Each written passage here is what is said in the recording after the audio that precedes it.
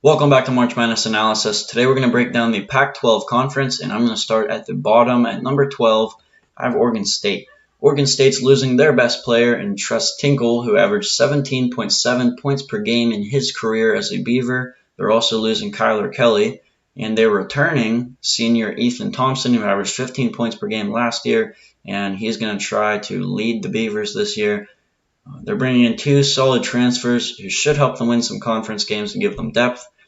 Wayne Tinkle, head coach, is entering his seventh season with Oregon State. He hasn't had much success there, and he should expect a down year again this year. At number 11, I have Washington. Washington had a very disappointing season last year as they finished last in the Pac-12. They're losing their two best players from last year in Isaiah Stewart and Jaden McDaniels.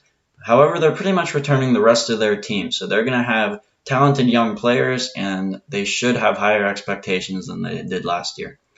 They're bringing in one decent transfer in addition from Michigan to help them out and give them depth, and head coach Mike Hopkins will be entering his fourth year with the Huskies.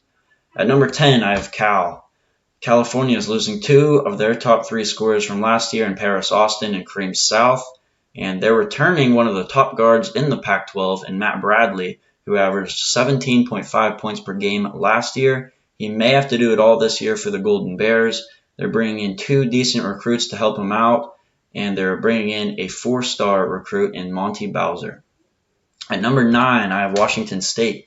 They are going to lose their best player in CJ Ellaby, along with two other starters that contributed for the Cougars this year. They're returning a solid player in Isaac Bonton, and they are also returning a senior in Tony Miller. Kyle Smith, head coach, is entering his second season with Washington State, and he's bringing in a solid recruiting class, which includes two four-star recruits. So the future of this program is bright, and they're going to have some potential in upcoming years to compete for a top half Pac-12 spot. At number 8, I have USC. They're going to lose their star player in Okongwu to the NBA draft, and they're going to replace him with the number 3 nationally ranked recruit in Evan Mobley. They're losing two senior starters in addition to that. They're bringing in 3 solid transfers that should contribute to the team, and they're going to go as far as Evan Mobley takes them this year.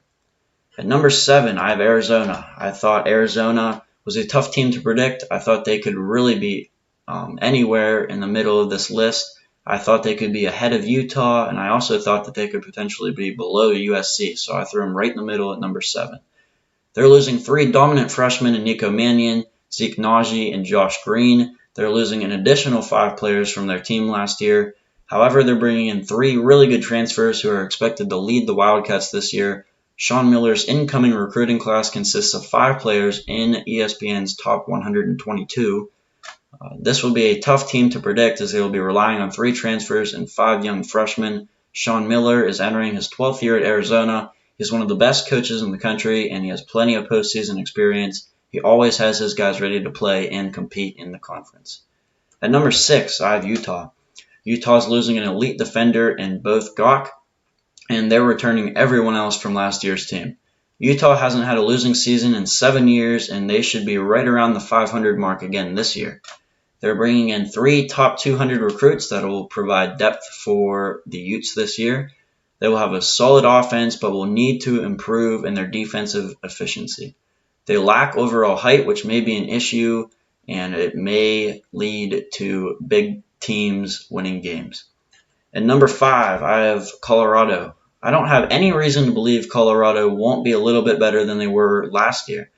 They showed potential last year, beating a really good Arizona State team twice. They beat a really good Oregon team. They also beat Dayton early in the year. They're losing one of their best players in Tyler Bay. However, they're returning everyone else, which includes a star player in McKinley Wright IV.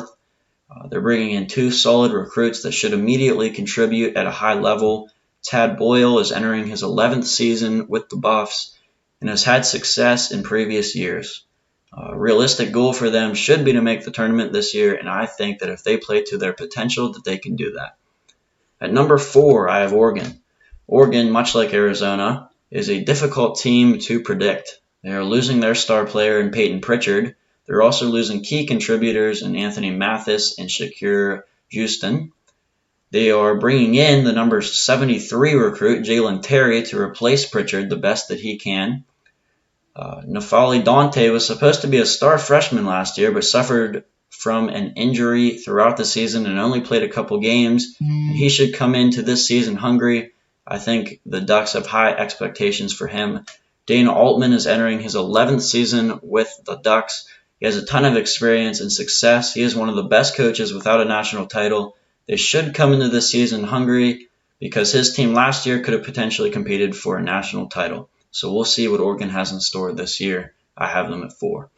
At number 3, I have Stanford. Stanford's losing their best player in Tyrell Terry, and he will be replaced by a top 5 recruit in Zaire Williams.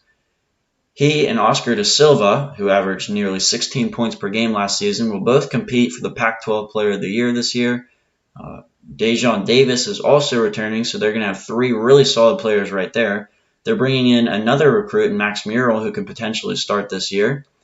They will have a few scoring threats and will have a great defense, but the only thing preventing them from jumping ahead of the 2 teams in front of them is their lack of depth. They'll have a really good core this year, but outside of that, they won't have the guys to replace them.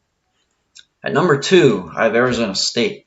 They lost Romello White to the transfer portal. They're returning Remy Martin, who is a potential Pac-12 Player of the Year candidate.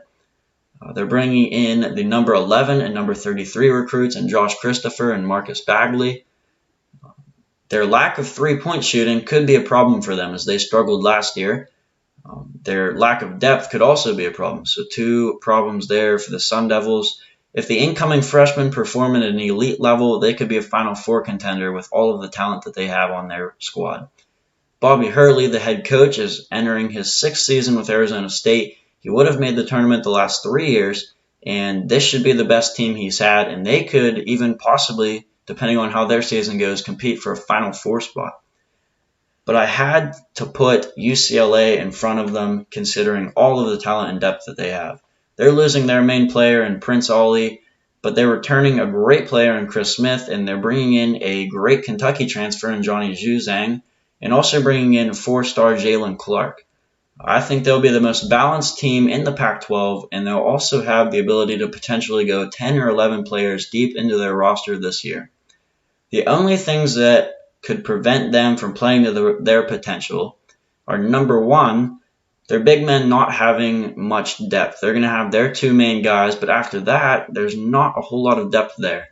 And number 2, they may not necessarily have that go-to player in crunch time. Considering all of the balance that they have, they'll have 5 really solid players, but I think they still need to figure out who their number 1 go-to player is.